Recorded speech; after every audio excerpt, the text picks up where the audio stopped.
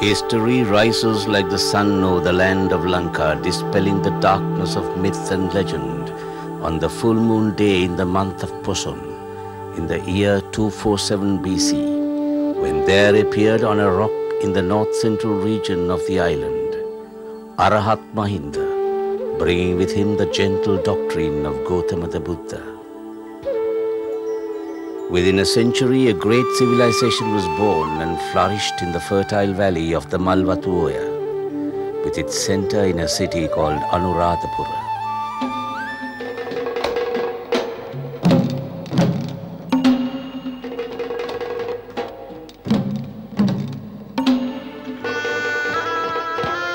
Under the symbolic shade of the Sri Mahabodhi, a branch of the Bo tree in Buddha Gaya, where Buddha attained enlightenment and brought to Sri Lanka within a few years after the arrival of Arahat Mahinda by his own sister, Sanghamitra. A close link was forged between state and the Buddhism.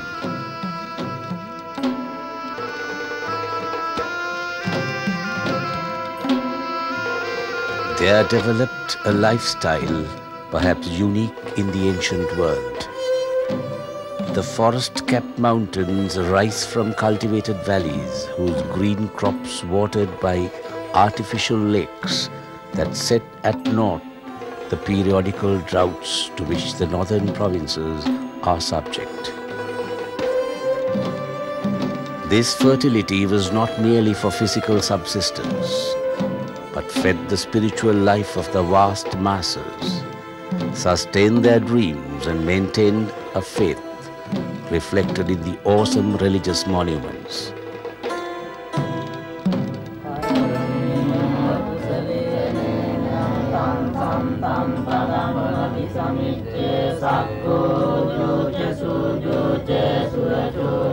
Ruan Valley, or the Gold Dust Dagam, built in the 2nd century BC to mark the birth of a nation, when King Dutukamunu, hero of the epic Mahavamsa, born of the legendary Princess Vihara Mahadevi of the western region, sired by a king of the deep south, united the 3 regions under one scepter. It is one of the most beautiful monuments to a faith in the world.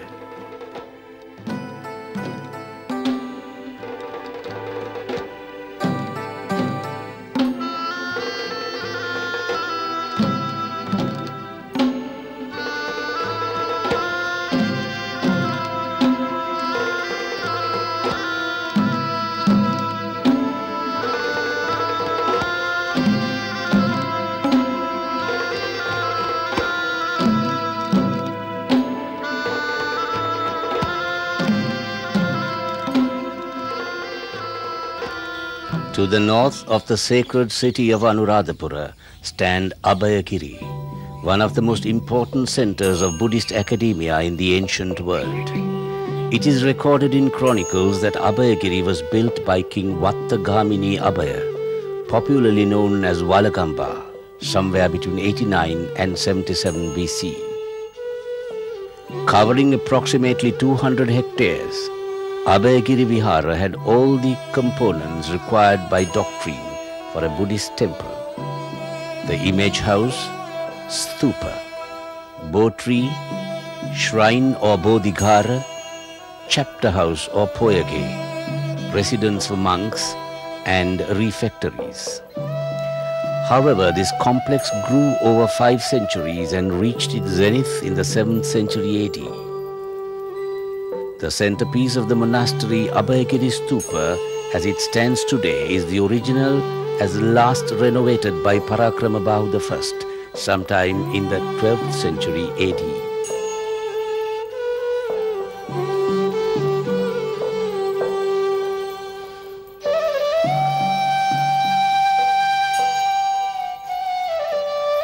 This is Jayasinghe, a stupa at the center of a monastic complex which stood in direct rivalry to the Abeysekara. Built by King Mahasena, who ruled at Anuradhapura between 276 to 303 AD. The gigantic stupa, which is the focal point of the monastery complex, was the 3rd tallest monument in the world at the time of the collapse of the Roman Empire in the 4th century AD. It was surpassed only by the two tallest pyramids at Gizeh.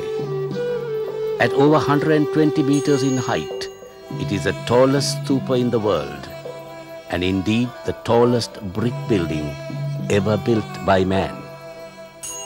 In the words of the British civil servant Sir Emerson Tennant, who gazed upon it in awe, the materials are sufficient to raise 8,000 houses, 30 streets half a mile in length, would construct a town the size of Ipswich or Coventry. They would line an ordinary railway tunnel 20 miles long or form a wall 1 foot in thickness and 10 feet in height, reaching from London to Edinburgh.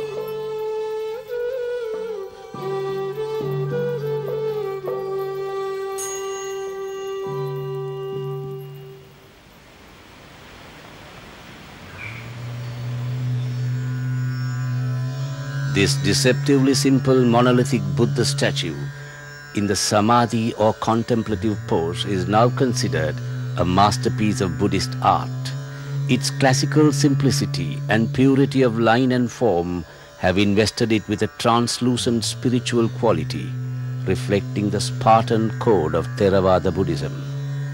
It dates back to the 4th century AD and is referred to by the Chinese traveler Fa Hien.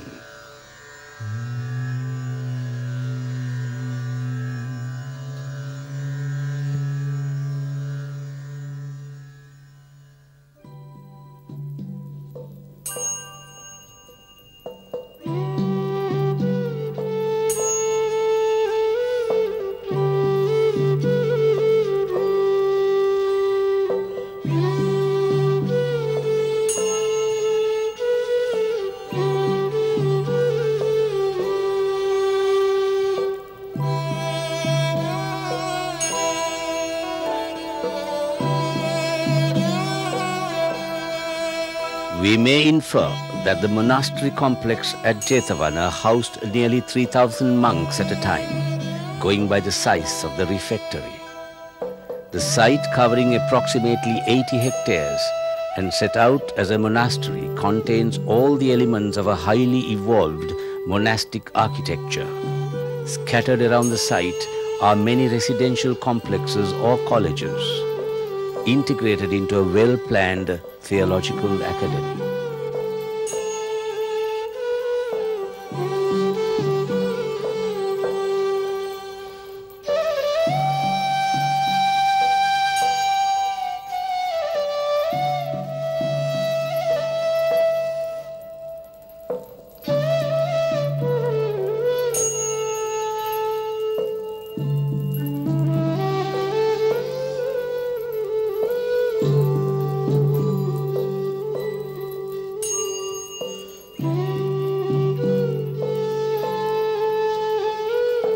The scale of the refectories or alms halls at both Abeysekara and Jetavana are clear indications of the large number of residential students, scholars and other members of these monasteries, which may have been anything from 4,000 to 5,000 at any given time.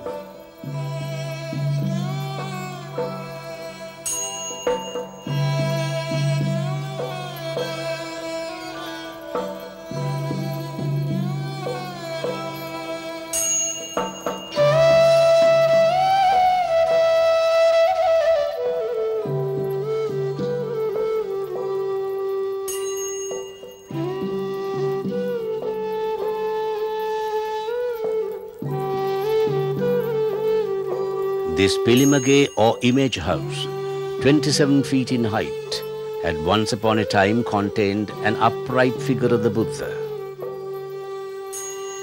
Only the base remains today with its chamber stripped of all the precious offerings, buried before erecting the statue.